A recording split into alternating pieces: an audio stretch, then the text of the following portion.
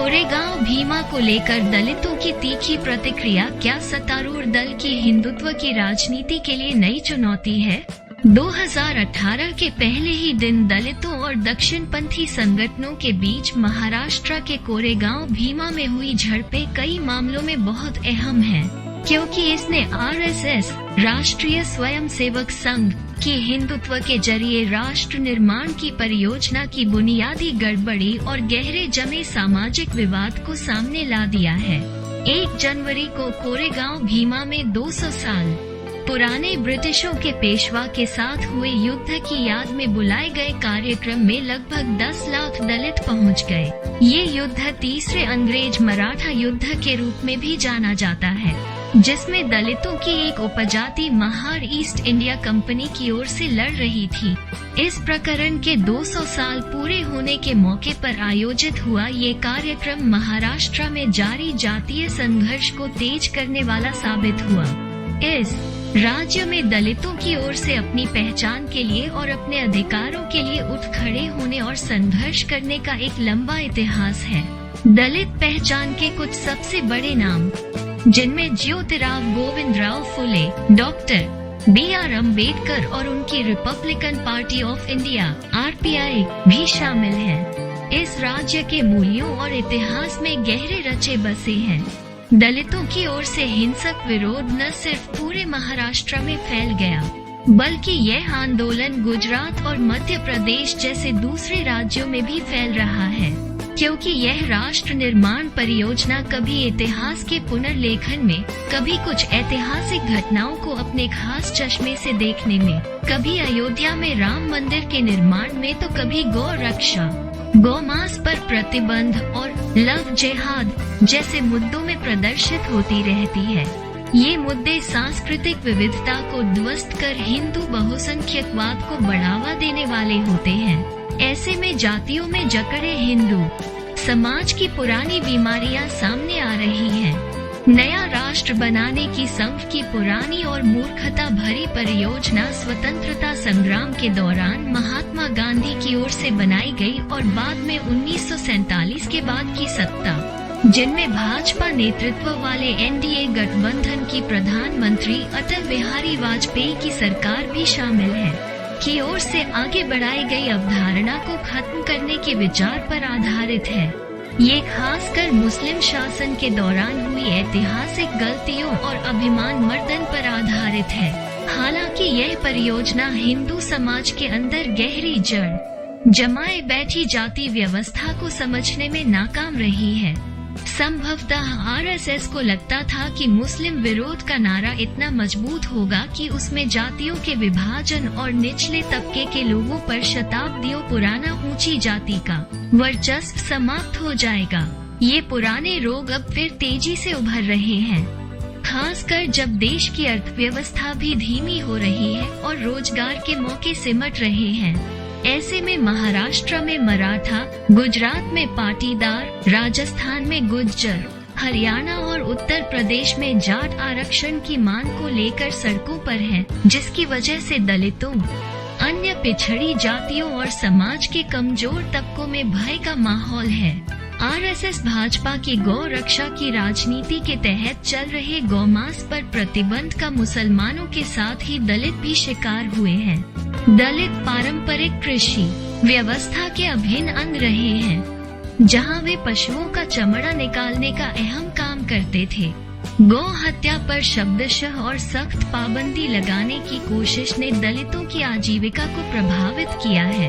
उत्तर प्रदेश, गुजरात, राजस्थान और दूसरे राज्यों में हिंसक घटनाएं हुई हैं, जिनमें गौ रक्षकों के दलों की हिंसा का दलित शिकार हुए हैं। सामान्य समय में इसका ज्यादा राजनीतिक महत्व नहीं था, लेकिन 2014 में केंद्र में और फिर उसके बाद 19 राज्यों में भाजपा के आने के बाद हुई ये हिंसक घटनाएं चर्चा के केंद्र में आ गई हैं। 2014 के लोकसभा चुनाव में भाजपा ने देश के सबसे बड़े राज्य उत्तर प्रदेश की 80 में से 71 सीटें जीतकर सत्ता हासिल की।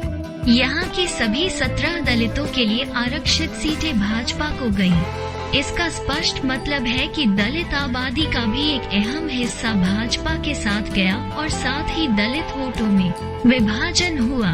महाराष्ट्र में जहां एक ओर दलितों और कुछ अन्य पिछड़ी जातियों और दूसरी ओर मराठा और कुछ ऊंची जातियों, खासकर चित्पावन ब्राह्मणों के बीच जारी जातीय तनाव से ऐतिहासिक जख्म हरे हो गए हैं, वहीं उत्तर भारत के राजस्थान, मध्य प्रदेश, गुजरात और उत्तर प्रदेश जैसे हिंदी भाषी राज्यों में ये संघर्ष दलित बनाम ऊंची जाति है, उनमें भी खास तौर पर राजपूत और ब्राह्मण दलितों और समाज के दूसरे पिछड़े वर्गों के जख्मों पर नमक का काम कर रहा है।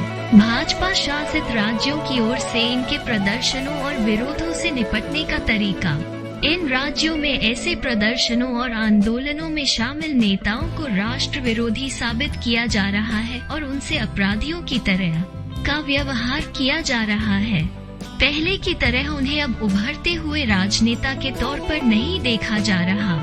गुजरात में हार्दिक पटेल, जिग्नेश मेवानी या उत्तर प्रदेश में भीमसेना भारत एकता मिशन के संस्थापक और युवा वकील चंद्रशेखर आजाद के साथ जैसा व्यवहार किया गया है, वो सत्तारूढ़ समूह की मानसिकता को प्रदर्शित करता है। आरएसएस और भाजपा के नेताओं की ओर से इन युवा और महत्वाकांक्षी नेताओं को राष्ट्र विरोधी या जातिवादी का तमगा दिया जा रहा है, जैसा कि गुजरात में किया गया। दलितों और दूसरे पिछड़े वर्गों में लगातार जागरूकता आ रही है। इसके साथ ही ये वर्ग अपने अधिकार को लेकर ज्यादा सचेत हो गए हैं। अब वो समय नहीं रह गया है जब प्रशासन उनकी आवाज को आसानी से दबा देता था या फिर उनकी जायज मांगों को भी उनके आंदोलन और प्रदर्शन के नेताओं पर सख्ती दिखाकर कुचल देता था। ऐसे नेताओं के साथ राजनीतिक तौर पर संवाद कायम करने की बजाय भाजपा नेता राज्य की कानून और प्रशासन व्यवस्था के जरिए निपटना चाहते हैं और हर बार ऐसे आंदोलन प्रदर्शनों से निपटने के लिए पुलिस को पूरी आजादी दे देते हैं। ऐसे में इन समुदाय के बीच यह मानसिकता घर करती जा रही है कि उनके खिलाफ होने वाले अपराधों की जाति आधारित राज्य प्रशासन की ओर से ठीक से जांच नहीं होगी। धीरे धीरे इस समुदाय के लोगों को लगने लगा है कि दोषियों को पूरी सजा नहीं मिलेगी या फिर वे पूरी तरह बच निकलेंगे। 2014 के आम चुनाव के नतीजे और उसके बाद के विधानसभाओं के नतीजे साफ तौर पर बताते हैं कि दलित राजनीति करवट ले रही है। ये बदलाव के दौर में है। देश के सबसे ऊंचे संवैधानिक पद पर एक दलित व्यक्ति को बिठा देने के प्रतीकात्मक कदम भर से भाजपा का काम नहीं चलने वाला और ऐसा लगता है कि इससे भाजपा को दलित समुदाय के बीच अपना राजनीतिक आधार बनाने और बढ़ाने में मदद नहीं मिल रही। आरएसएस भाजपा चुनावी हितों को देखते हुए दलित और दूसरे गैर मुस्लिम पिछड़े तबकों को साथ लेने को मजबूर होते हैं, लेकिन नए राष्ट्र के निर्माण की उनकी अवधारणा, जिसमें भारतवर्ष का पुराना गौरव हासिल करना है, इस राह में रोड़े अटकाने लगता है। आने वाले महीनों में जब भाजपा कर्नाटक, राजस्थान, मध्य प्रदेश और छत्तीसगढ़ में चुनावी मैदान में होगी तो दलित और दूसरे कमजोर तबके के वोट बहुत अहम होंगे। भाजपा की ओर से इस समुदाय में पैठ बनाने की हाल के वर्षों की रणनीति इस समय गंभीर खतरे में है।